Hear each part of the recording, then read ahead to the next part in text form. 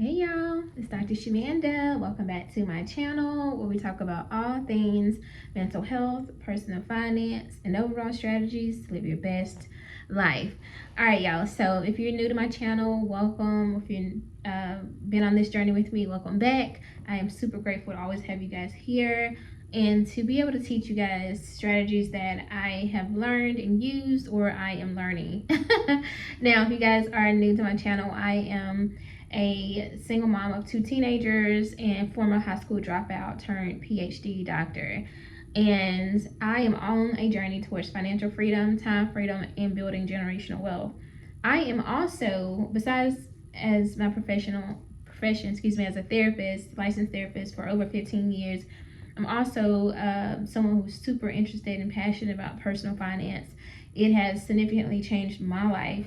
So from going from a struggling single mom to someone who has, investments and assets and, first time homeowner and all that good stuff. So today's topic is one that, first and foremost, I want to preface, there's no judgment. However, I do believe that because I am entering or have been in this space of personal finance, this is a good time to use what is happening here on this good YouTube streets to really kind of hone in on some of the lessons that can be used and helpful to others. No one is perfect, we know that, and I think we're all out here striving.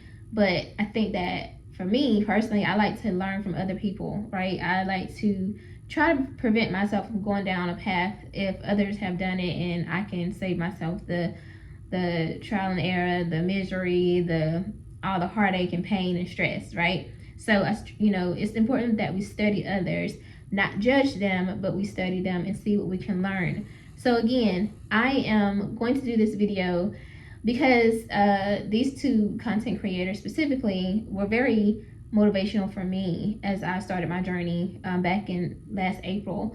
I think a few months after I started, I came across their channels and I was super motivated by what they were doing and able to accomplish financially. And as you guys know, I'm all about paying off debt and avoiding lifestyle creep and living as a minimalist and all that good stuff.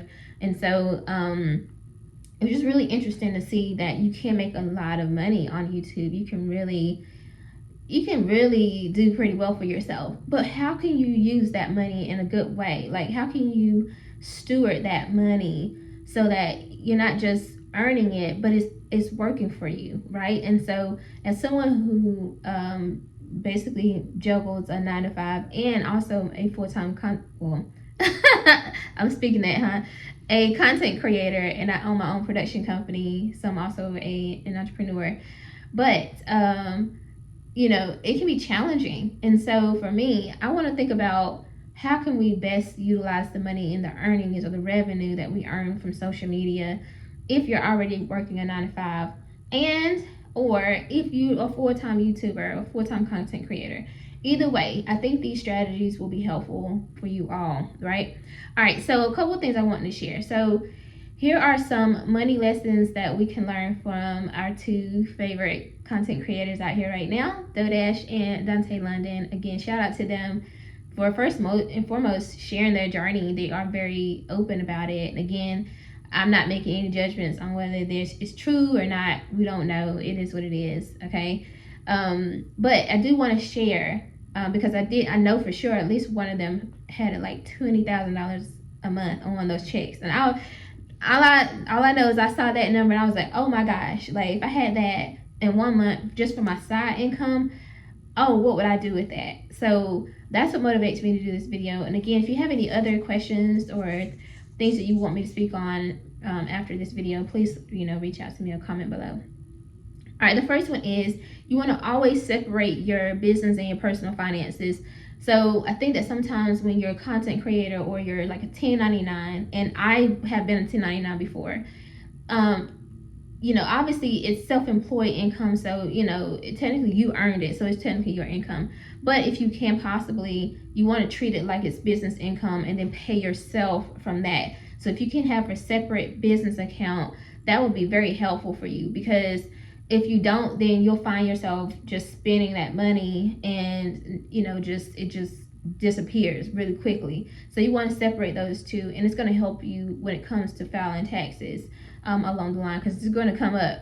So that actually leads me to tip number 2 is you want to pay your taxes first.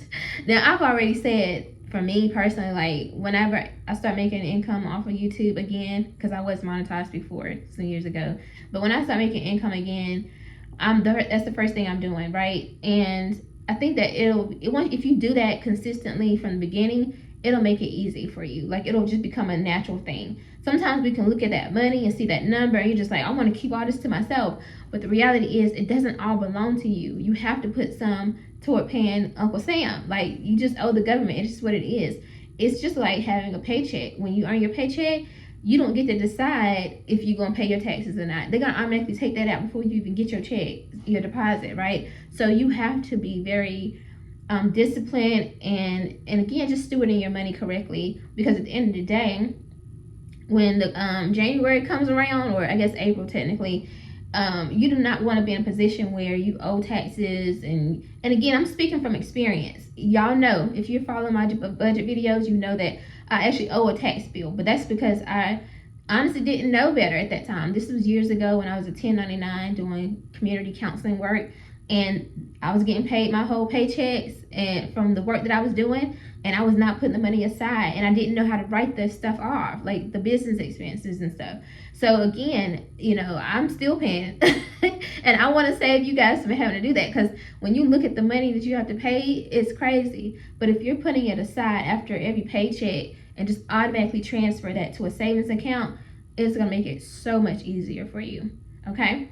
Now, number 3 is you want to save for a dry season. Like, basically have what we call in the personal finance, what we call it a sinking fund. So essentially, actually, I want to call it that for this specific purpose, or this tip. But you want to basically, maybe it's called more of like an emergency fund, or just a savings account for just whatever, right? Because at the end of the day, as we've all seen, just from this experience, right? Money can get slow, and anybody that I know that's a full-time YouTuber anyway, they'll tell you that there's months where you don't get paid as much on YouTube, right? Like, I don't know if it's the summer months or the end of the year. I think the end of the year I think you get paid more because of all the holidays and stuff. But I think in the beginning of the year and like the summer months and stuff like that, typically you'll hear people talk about, and correct me if I'm wrong, leave me a comment below, but typically you'll hear people talk about the revenue is lower. And so if you know that, and we all know this, then you want to plan for that. You want to be strategic about that. You want to say, hey, you know what? I'm going to put money aside for my taxes, but I'm also going to put money from each paycheck into a savings fund. So that can basically be, you can set a goal that you want to have 6 to 12 months of living expenses, or just like cash that you just stockpiling in case something happens, or to kind of close the gap on your income if you have a slower month, or maybe your views aren't as high, or maybe you get sick. Let's be for real. At the end of the day, we're human, and maybe you can't post videos and content, especially if you're like a travel influencer or a beauty influencer. Well, if you're sick or whatever, you're probably not going to film too much unless you're batch filming or whatever, but things happen. And so you want to be very strategic about that and plan accordingly. So besides your taxes, you also want to have a savings account that can cover you in case, your views are down, your revenue is down. All right, the next one I want to say, and this is a big one. Now, this is, y'all don't want to hear this, but it's true and it's real. It's just what it is. And I don't care if you earning a paycheck, regular paycheck, you have to avoid lifestyle creep. Listen, if I had a $20,000 paycheck from YouTube, I guess, but because I've been there and I know what it feels like to be struggling and a single mom, and baby, that anxiety and that stress is not worth a car. It's not worth a vacation. It's not worth anything to me personally. So I just know that the number one thing you want to do is, again, try to avoid lifestyle creep. Just because you got that payout does not mean that's what's going to be your every month or monthly payout. It's not going to happen. Let's just be for real.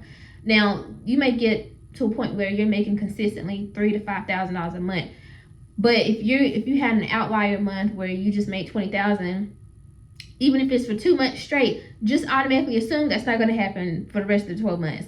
Again, as you continue to grow, your norm, your average is going to grow. But still, there's going to be those outlier months, and you don't want to increase your standard of living based on those outlier months. So just because you made $10,000 or $20,000 for a few months, that doesn't mean go buy a new car. That does not mean go buy some new bags, to go do all these extra things. I get it. If you've been struggling, if you've just been living a regular basic life, when you get what I'll call a windfall, it's very hard to not, use that and just, go splurge. But you have to be strategic. You have to think strategically. But guess what? What you can do, you can do or set or create a savings account for that. This can be, okay, I want a new bag. Okay, then open up a savings account for that. I want a new car. All right, open a savings account for that. I want to go to the Bahamas for 2 weeks. All right, open a savings account for that. Whatever. I want some hair. I want my eyebrows done. Whatever, right? I've heard different stories and situations. Whatever it is you want, you create sinking funds. Now, that's where the sinking funds come in, right? Sinking funds are like just sub accounts or savings accounts for specific little things. I don't even want to call them little, but just specific things that are important for you in your life. So instead of you like just spending all your money on that, you're actually breaking it down for a couple months or whatever, and you're saving for that. So you set a goal. Let's say you need $5,000, and within the next 5 months you want to reach that goal, so that by month 6 you can actually go and spend that money on whatever that thing is, like a vacation or a bag. Well, every month for those 5 months, you're going to put $1,000 in your savings account. So instead of you taking that $20,000 check and spending $5,000 on that vacation, now you can, it's up to you. I'm just saying. But if you don't have no other money saved up and you haven't paid your rent or your car payment, it's probably not a good thing to do. So anyway, instead, you're going to break that down in 5 months. You're going to put $1,000 in every month into that account to save up. And then guess what? By month 6, when you go on that vacation or spend that $5,000, however you want to spend it, it's going to feel so much better, because now you got that vacation, but you also got your house. You also have your car. You also have money already paid, for taxes set aside. And you also have money in your savings account in case something happens. I promise you, y'all, it's going to feel so much better if you are a good steward with your finances and not rushing it, and you're doing it the correct way. Now, again, I want to preface this. Nobody's perfect. We all make mistakes financially. We all are learning on this journey. And I don't want people beating up, hopefully, I can't tell y'all what to do. But I don't want us beating up on each other. And, but again, this is a lesson to be learned. Now, finally, I want to share that we want to turn short-term wealth into long-term wealth. I think a lot of I don't want to say a lot, but there are people who are, living this content creator life or this entrepreneurial life, and sometimes when you're living that life, you are making a lot more money because the taxes ain't coming out, and it can just feel like you're making a lot of money, and it can be coming in fast. But the reality is, you still need to think long term. What are you going to do for retirement? Let's just put it out there. What are you going to do for retirement? At the end of the day, I highly doubt you're going to be 70 years old and still vlogging. Let's be for real.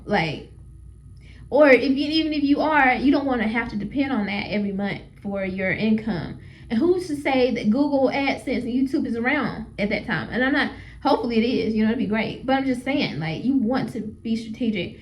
If you got a $20,000 paycheck from YouTube, I'm going to need you to put at least 10% of that into an investment account.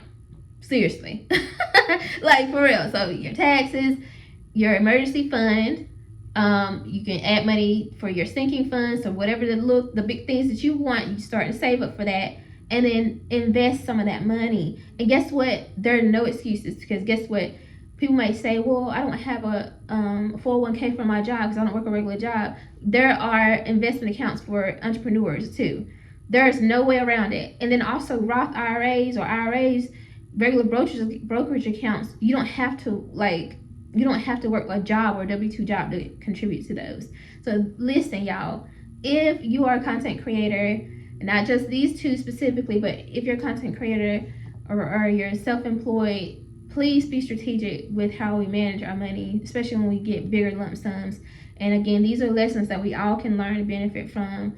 There's no need to shame each other at all. So hopefully this helps. If you have any comments or questions or anything that you think that would help, as we're all on this journey, then comment below. So hopefully you like this video. If you do like this video, like the video, comment, subscribe, and share, and I'll see you guys next time.